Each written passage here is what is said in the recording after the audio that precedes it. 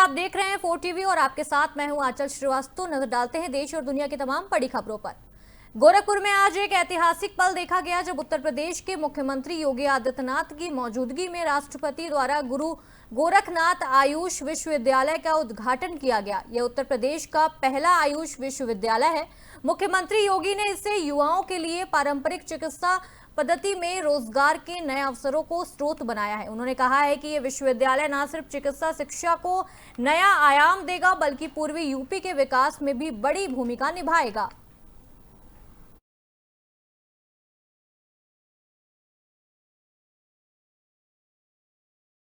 Bahujan Samaj party के अध्यक्ष मायावती ने रेलवे बोर्ड द्वारा लंबी दूरी की ट्रेन यात्रा के किराए बढ़ाने के प्रस्ताव पर कड़ी आपत्ति जताई है। उन्होंने कहा है कि वर्तमान में देश की जनता महंगाई, गरीबी और बेरोजगारी से त्रस्त है और ऐसे समय में रेल किराया बढ़ाना आम जनहित के खिलाफ है। मायावती ने इसे व्यवसायिक सोच वाला निर्णय बताते हुए कहा है कि जीएसटी की तरह रेलवे से भी जनता पर आर्थिक बोझ बढ़ाना अनुचित है। उन्होंने सरकार से इस फैसले पर पूर्ण विचार करने और गरीबों की मजबूरी को समझने की अपील की है।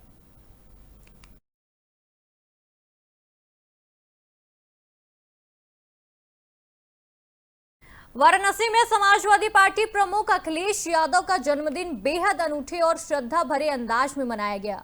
सपा योजन सभा के प्रदेश महासचिव अजय भौजी ने 200 मीटर तक संताष्ट दंडवत करते हुए संकट मोचन मंदिर पहुंचकर अखिलेश यादव की दीर्घायु होने की प्रार्थना की है। इस दौरान मंदिर परिसर में हनुमान चालीसा का पाठ किया गया और श्रद्धालुओं में प्रसाद भी वितरित किया गया। सपा कार्यकर्ताओं ने 2027 में अखिलेश यादव को फिर से मुख्यमंत्री बनाने का संकल्प भी लिया।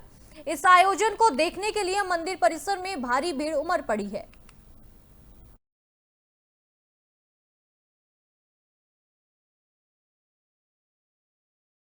लखनऊ से बड़ी खबर सामने आई है, जहां उत्तर प्रदेश एसटीएफ ने शराब और नारकोटिक्स तस्करी में लिप्त 2 कुख्यात अपराधियों को गिरफ्तार किया है। पकड़े गए आरोपियों में रिंकू राठी और बिल्लू शामिल हैं, जिन पर 50-50 हजार रुपए का इनाम घोषित था। दोनों को बांदा जिले के बेबेरू थाना क्षेत्र में गिरफ्तार किया गया है। बताया जा रहा है कि दोनों आरोपी गैंगस्टर एक्ट के तहत लंबे समय से फरार चल रहे थे।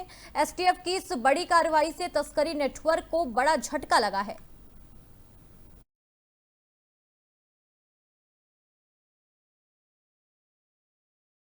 गंभीर लापरवाही का मामला सामने आया है। नालियों की सफाई न होने के कारण गांव की सड़कें गंदे पानी से भर गई हैं, जिससे ग्रामीण को न केवल आने जाने से परेशानी हो रही है बल्कि संक्रमण और बीमारियों का भी खतरा बढ़ गया है। गांव के लोगों का कहना है कि वर्षों से नालियों की सफाई नहीं हुई है और शिकायतों के बावजूद कोई कार्रवाई नहीं हुई है।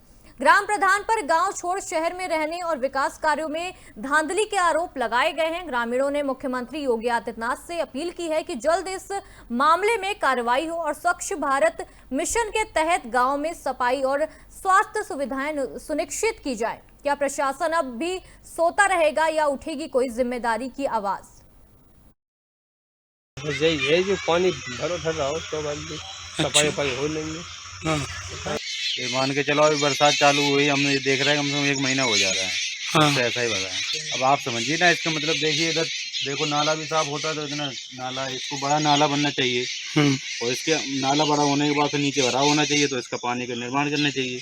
मेरे हिसाब से तो इधर एक पुलिया बनना चाहिए बड़ी सी। अच्छा। हाँ, उसके हिसाब से इधर से पानी पूरा कट हो जाएगा तो इधर निकल जाएगा।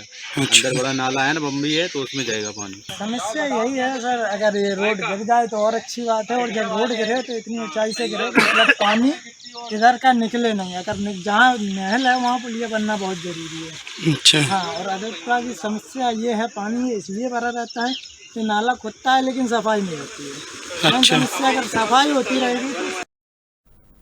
उत्तर प्रदेश के बिजनौर जिले में संचारी रोगों पर नियंत्रण के लिए विशेष अभियान की शुरुआत हुई। जिलाधिकारी जसजीत कौर ने नेहरू स्टेडियम से जागरूकता रैली को हरी झंडी दिखाकर रवाना किया। इस अवसर पर संचारी रोगों से बचाव के लिए सामूहिक शपथ भी दिलाई गई। डीएम ने कहा कि अभियान को पूरी गुणवत्ता और मानकों के साथ संचालित किया जा रहा है। इसके सकारात्मक परिणाम सामने आ रहे हैं। रैली के माध्यम से लोगों को स्वच्छता, साफ पानी और व्यक्तिगत सावधानियों के प्रति जागरूक किया गया है। प्रशासन का लक्ष्य रोग मुक्त और स्वस्थ बिजनौर है।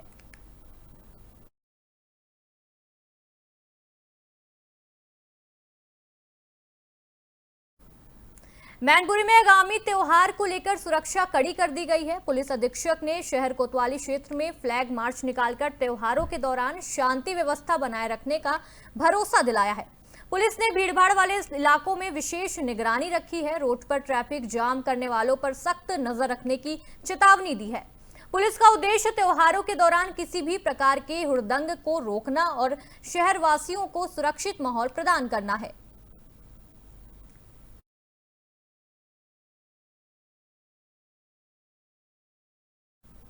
संभल जनपद में प्राकृतिक आपदाओं के खिलाफ प्रशासन ने बड़ा सुरक्षा कवच तैयार किया है। जिलाधिकारी डॉक्टर राजेंद्र पेशिये ने 32 गांवों के लिए 16 चौकियां बनाने के निर्देश जारी किए हैं ताकि बाढ़ जैसी आपदाओं में स्थिर राहत और बचाव कार्य हो सके।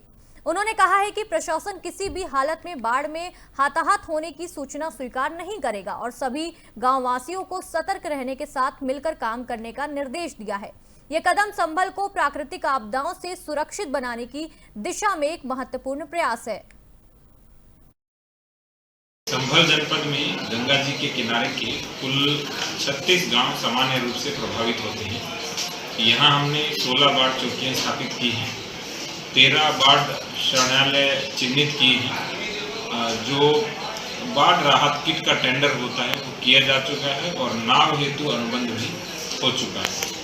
यहाँ बहुत वर्ष पहले एक बार बाढ़ आई थी, लगभग 2010 के आसपास, और उसके बाद बाढ़ जैसी स्थिति नहीं रही। लेकिन फिर भी हमारी तैयारियां हैं। लेखपालों की ड्यूटी, मजिस्ट्रेट की ड्यूटी लगाई जा। कानपुर में भारी बारिश के बाद गंगा नदी का जलस्तर तेजी से बढ़ रहा है। जिला प्रशासन ने गंगा बैराज के 10 गेट खोलकर पानी का बहाव तेज कर दिया है। जलस्तर चेतावनी बिंदु के करीब पहुंच चुका है, जिससे बाढ़ की संभावना बढ़ गई है। प्रशासन ने सभी बाढ़ चौकियों को अलर्ट पर रखा है और जनता से भी सतर्क रहने की अपील की है। इस बार पूरी तैयारी के साथ प्रशासन बाढ़ से निपटने को तैयार है।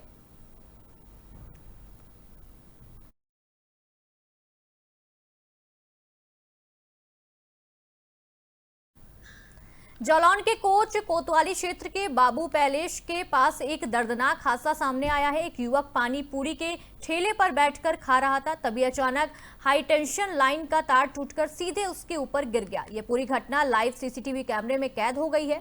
तार की चपेट में आने से युवक की मौके में ही दर्दनाक मौत हो गई है। वहीं आसपास मौजूद अन्य लोग तेजी से वहां से भाग गए और अपनी जान बचाई।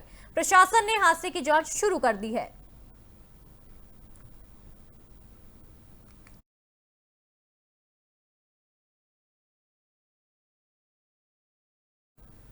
जालौन के उरई कोतवाली क्षेत्र स्थित रोड के नाले में एक बुजुर्ग का शव मिलने से सनसनी फैल गई। पुलिस के अनुसार मृतक बुजुर्ग शराब के नशे में था और इसी हालत में नाले में गिरकर उसकी मौत हो गई।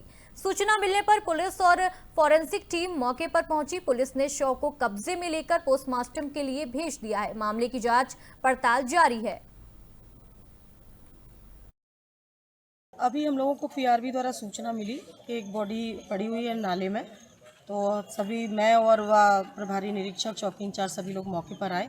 यहाँ आके उनकी शिनाख्त हो गई है। उम्र लगभग 70 वर्ष है। इनका नाम सट्टम है वाल्मीकि, यहीं पास के ही घनश्याम नगर के रहने वाले हैं वो। बाकी तो ऐसा लोग बता रहे हैं आसपास के शराब पीने की आदी थी, तो मेरे ख्याल से वो लड़खड़ा के गिर गए हैं, इसी वजह से उनकी मौत हुई। अभी हम लोगों को पीआरबी द्वारा सूचना मिली कि एक बॉडी बांदा के न्यायालय परिसर में अधिवक्ताओं के 2 गुट आपस में भिड़ गए। विवाद चैम्बर के अवैध तरीके से अलॉटमेंट को लेकर हुआ। अधिवक्ताओं संघ के वर्तमान अध्यक्ष ने बताया कि चुनाव से पहले चैम्बर गलत तरीके से अलॉट किया गया था। चैम्बर खाली करवाने के दौरान हुई झड़प में एक अधिवक्ता गंभीर रूप से घायल हो गया, जिसे जिला अस्पताल में भर्ती कराया गया है। पुलिस ने घटनास्थल पर पहुंचकर मामला शांत कराया है। तहरीर मिलने पर मुकदमा दर्ज किया जाएगा। आज जनपद न्यायालय बांदा में निवर्तमान पदाधिकारी व वर्तमान पदाधिकारियों के बीच चैम्बर पे कब्जेदारी के विवाद को लेकर आपस में विवाद हुआ है। दोनों पक्षों ने तहरीर दी है। समीचीन धाराओं में मुकदमा पंजीकृत किया जा रहा है। अग्रिम कार्रवाई शांत व्यवस्था कायम है, इसीलिए पुलिस फोर्स यहाँ लगा। हमारे यहाँ चुनाव की प्रक्रिया 8 जनवरी 2025 को शुरू हो गई। इसका दौरान चुनाव जब प्रक्रिया जारी हो जाती है तो सारे काम बंद हो जाती है, दूल्हे के बेटी के अंदर चले जाते हैं। यहाँ पर अशोक दीक्षित, उनके पुत्र और सौमित्र तिवारी, फूल मिश्रा, कई लोग थे वहाँ। अच्छा। जिन्होंने इनके ऊपर इनका ताला लगा था, इनका जो कमरा अलॉट हुआ था। कहाँ पे हुआ था? ये बार एसोसिएशन का जो परिषद का कमरा। अध्यक्ष जी ने इनको कमरा दिया, अलॉट हुआ। हाँ, अध्यक्ष जी ने इनको अलॉट करके ताला चाबी इनको दे दी। तो ताला लगा था इनका। हाँ। इनको सुबह सुबह पता चला कि मेरा ताला तोड़ा गया है, तो ये अपना चले आए देखने के लिए। उतने बीच में महोबा के जिला अस्पताल में मंगलवार को एक अनोखा और हैरत अंगेज मामला सामने आया है, जहां एक महिला अपने पति को लेकर आई और हाथ में मरा हुआ सांप भी था। महिला का दावा था कि हंसी सांप ने उसके पति हरगोविंद को काटा है। पहले गांव के सपेरे द्वारा पारंपरिक इलाज करवाने के बाद भी जब सुधार नहीं हुआ तो महिला ने अस्पताल लाकर डॉक्टर से सही इलाज की गुहार लगाई। डॉक्टर वरुण ने मरीज को इमरजेंसी वार्ड में भर्ती कर इलाज शुरू कर दिया है। मरीज की हालत अब सामान्य बताई गई है। ये घटना ग्रामीण इलाकों में अंधविश्वास और आधुनिक चिकित्सा के बीच एक जटिलता को दर्शाता है, जहां लोग अब जीवन की सुरक्षा के लिए तेजी से आधुनिक चिकित्सा की ओर बढ़ रहे हैं। जानवरों के यहाँ पर बैठी थी, बाथरूम के लिए निकली बाहर, तो उसको खोदा हमने, काट लिया। मेरे साथ में जो मरीज आया है उसको सर्प ने काट लिया। कैसे? बाथरूम के लिए उठा तो अब बाड़े में था, तो वहाँ पर टटवा टाइप का लगा रहता है, तो उसने उसमें हाथ लगाया खोलने के लिए, तो उसी पर बैठा था, उसने काट लिया। एक व्यक्ति को अभी यहाँ पे जिला अस्पताल महोबा इमरजेंसी लाया गया और जहरीले सांप के काटने के मामला भी उपचार किया जा रहा है। सांप लेके आके देखा आपने? हाँ, उन्हें सांप दिखाया है। शाहजहांपुर में बिजली ट्रांसफार्मर से तेल चोरी का बड़ा खुलासा हुआ है। पुलिस ने इस मामले में गिरोह के सरगना समेत 6 आरोपियों को गिरफ्तार किया है। आरोपियों के कब्जे से 250 लीटर तेल, 3 कारें और एक गाड़ी बरामद हुई है। साथ ही तेल चोरी करने के लिए उपयोग किए जा रहे उपकरण भी जब्त किए गए हैं। थाना रोजा पुलिस ने सभी आरोपियों को जेल भेज दिया है। इस कार्रवाई से बिजली चोरी और तेल चोरी की घटनाओं पर कड़ी निगरानी का संदेश दिया गया है।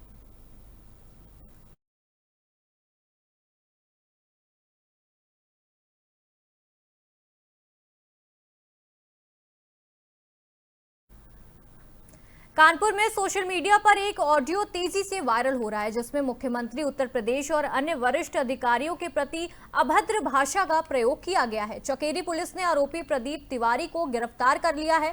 थाना चकेरी पर मामला दर्ज कर उसे जेल भेजा गया है। पुलिस प्रशासन इस मामले में कड़ी कार्रवाई कर रहा है। सहायक पुलिस आयुक्त अभिषेक कुमार पांडे ने इस बात की पुष्टि की है।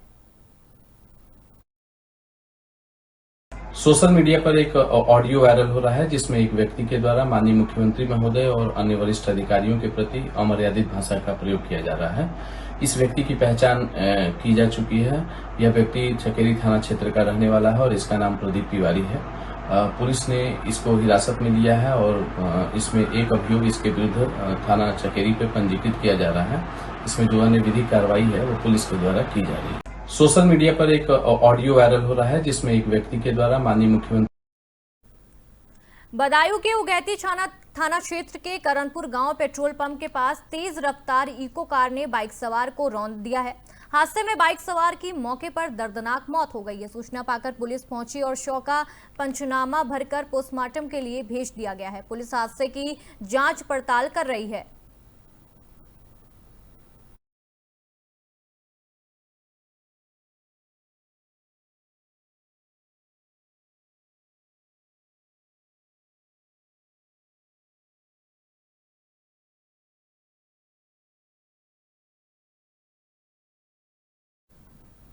कानपुर के श्यामनगर इलाके में रामपुरम हाउसिंग सोसाइटी के अंकुर दीक्षित के घर एक 70 लाख रुपए आभूषण चोरी हो गए हैं। घटना 28 जून की रात को तब हुई जब परिवार चित्रकूट गया हुआ था।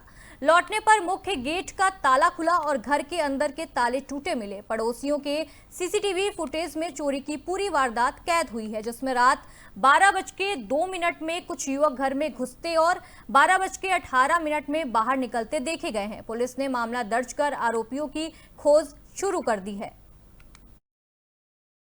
चकेरी थाना क्षेत्र के अंतर्गत रहने वाले अंकुर दीक्षित नामक एक व्यक्ति के द्वारा कल चकेरी पर इस बात की सूचना दी गई कि उनके यहाँ उनके घर पे चोरी हो गई है।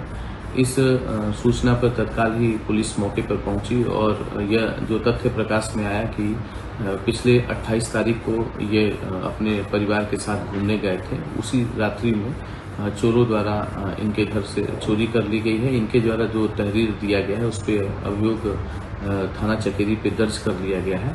इसमें कुल 4 टीमें लगाकर इसका अनावरण का प्रयास किया जा रहा है। अगल बगल के रूट के सारे सीसीटीवी फुटेज चेक करवाए जा रहे हैं और इसमें जो अपनी सर्विलांस की टीम है उसका भी सहयोग लिया जा रहा है। जल्द ही इस घटना का सफल अनावरण किया जाएगा। चकेरी हापुड़ के बाबूगढ़ थाना क्षेत्र में हाईवे 9 पर एक दर्दनाक हादसा सामने आया है। तेज रफ्तार कार अचानक अनियंत्रित होकर राजाजी हवेली होटल में घुस गई। हादसे के वक्त होटल में खाना खा रहे लोगों पर कार चढ़ गई, जिससे एक व्यक्ति की मौके पर ही मौत हो गई, जबकि कई लोग गंभीर रूप से घायल हो गए। मौके पर पहुंची पुलिस ने घायलों को अस्पताल पहुंचाया और मृतक के शव को पोस्टमार्टम के लिए भेजा गया है। ये पूरी घटना होटल में लगे सीसीटीवी कैमरे में कैद हो गई। बाबूगढ़ थाना क्षेत्र में एक ढाबा है राजा जी की हवेली, वहाँ पर एक तेज रफ्तार कार ने होटल के अंदर सीढ़ियों से ऊपर तेज रफ्तार में प्रवेश किया, जिससे वहाँ पर बैठे एक युवक घायल हो गया, जिसको कि उपचार के लिए अस्पताल भेजा गया, जहाँ पर उसको मृत घोषित कर दिया गया। फिर उसको पीएम के लिए मोर्चरी भेजा गया है और सीसीटीवी फुटेज में एक पूरी घटना कैद हुई है, जिसके आधार पर आगे की विधिक कार्रवाई भी सुनिश्चित। आज के इस खास बुलेटिन में बस इतना ही। देखते रहिए 4 TV। नमस्कार।